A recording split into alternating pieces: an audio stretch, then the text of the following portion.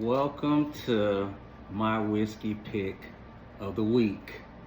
Oh, you know I go by the name Eric the Whiskey Guy, and I am excited to bring out this week's pick.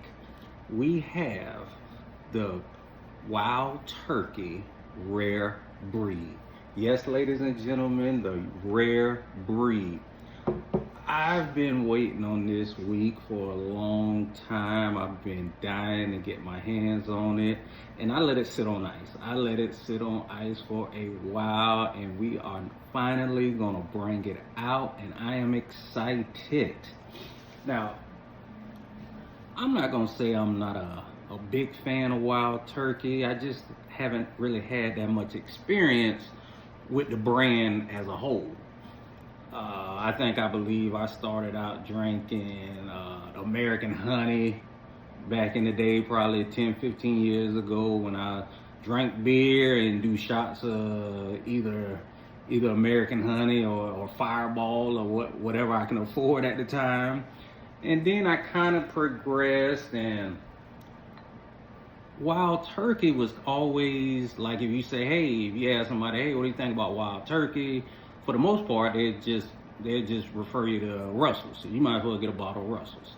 So I'm very, very familiar with Russell's, but not as far as the Wild Turkey itself. Now, the Rare Breed, if you look at it like on a scale, as far as the Wild Turkey brand goes, it would be probably dead slap right in the middle as far as price. I guess they probably going for quality as well. So it should be a great pour. It should be, and it comes in around $53, 58, depends on if you can catch it on sale. So we're gonna see what it's all about. Now, what I do know about the Wild Turkey, it started back in the 40s, and it does have a unique story to it. One of the executives back in the 40s, he grabbed a couple sample bottles from the distillery and went out turkey hunting. And all his friends that was out there, they were so impressed with the bottle that every time they seen them, they asked about the Wild Turkey. So that's kind of unique when your friends give your bottle a nickname that you turn around and make it the whole brand. So that's where they got Wild Turkey from. A guy was out there just hunting turkeys, and his friends like, hey, next time you come, bring some of that Wild Turkey. Now, if that was me, this would be called Pool Hall Bourbon, because that's all I would be the pool hall. So if I made this, they'd be like, hey, Eric, bring some of that Pool Hall Bourbon with you the next time that you come around. But I thought that was kind of unique. Now, the Rare Breed, that started like in around 1991. So it's not an OG bourbon, but it's not a newbie. It's a 90s baby. And my opinion is, I think that Wild Turkey probably tried to make this their signature, their poster child, as you can say, of their bourbons. But the only problem with that is the price range isn't as popular as just the Wild Turkey 101. If this come in on an average about 60, but you can get the 101, a fifth of that, for probably 25, 26, odds are more people are going to be more familiar with the Wild Turkey 101 than they would be with the Rare Breed. That's the only reason why I don't think that too many people knew about it. I just found out about this probably about 2-3 years ago. I seen it on the shelf and I'm like, okay, I gotta definitely try that one day. And I'm glad that I did it sooner than later.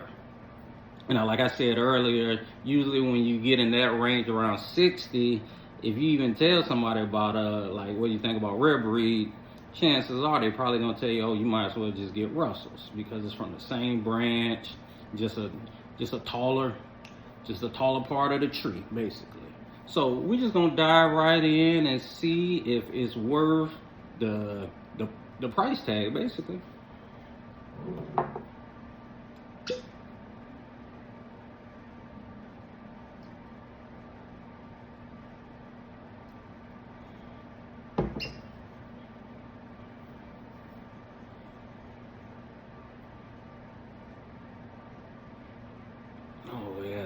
Definitely a good smell to it. I like a good smell. Ooh. Now the rare breed, it's a barrel proof. A barrel proof is just another way of saying cask strength. So I like that anytime I see cask strength, barrel strength, I know it's gonna be at least 110 proof. That means it's gonna be a little bit potent than what your normal bourbon or what a lot of people like to drink. But this comes in at around 116.8 proof. So it's gonna have a little kick to it. I already know it's gonna have a little kick to it. It smells like it does.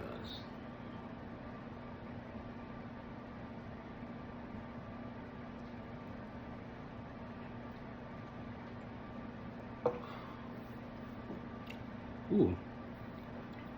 Now, as far as a foolproof or a barrel proof or a cask strength or however you want to call it, this is up there with the best. This is up there. This is a great drink, great pour. It starts out very smooth, and then right when you think you got it and you about to swallow it, it just hits you with a combo. Like it, ooh, okay, but it goes down. At first, you might think, oh, okay, this might be, water. Diesel. That is diesel. This would be like how a lot of people say they got a favorite bourbon, their go-to bourbon, and their everyday bourbon. This can be all three. This can be all three. If somebody told me that Rare Breed was their favorite bourbon of all time, I wouldn't have no argument with that. If they say that's their go-to, I gotta believe them. If it's their everyday, good for them. But it can be all three. It can be when you go to the bar, if they see Rare Breed, you know, let me get Rare Breed. This is nice. This is nice.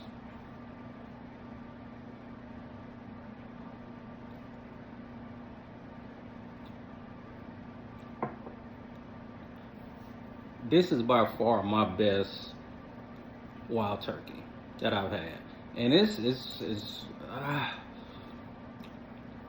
they should have made this a Russell. They should have made this a Russell, because this is up there. This is up there with the 10-year. I would have slid it in, made it 11 or 12. But this is pretty good. Do not sleep on Wild Turkey, especially the Rare Breed. The Rare Breed, I would not sleep on that. Usually, like if you go to if you work like for a company that like to do like a Christmas parties or like a wedding reception, you gonna see probably Wild Turkey on the free bar menu. I would go for it every time if you haven't tried it, especially if you see a bottle like this. I see why they call it a Rare Breed, because since it is a barrel proof, and back in 1991 they really didn't have too many barrel proofs, so they were really the pioneers of, okay, we're gonna just bring you straight quality of bourbon. Now back in 91, I don't know if the bourbon sensation was like how it is now, but I see why they named it what it is, and that's a great marketing strategy, because it does this one right here kind of separates itself from all the rest of the Wild Turkeys. This is pretty much it's a big gap from 101 to Rare Breed, and the American Honey that I was talking about that I used to. I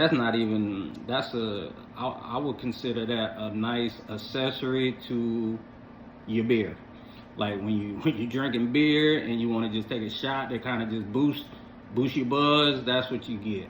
But like as far as like Thanksgiving, this will be the best time to bring out a turkey for the turkey, and I would definitely consider Rare Breed, and I would even consider this a top shelf bourbon.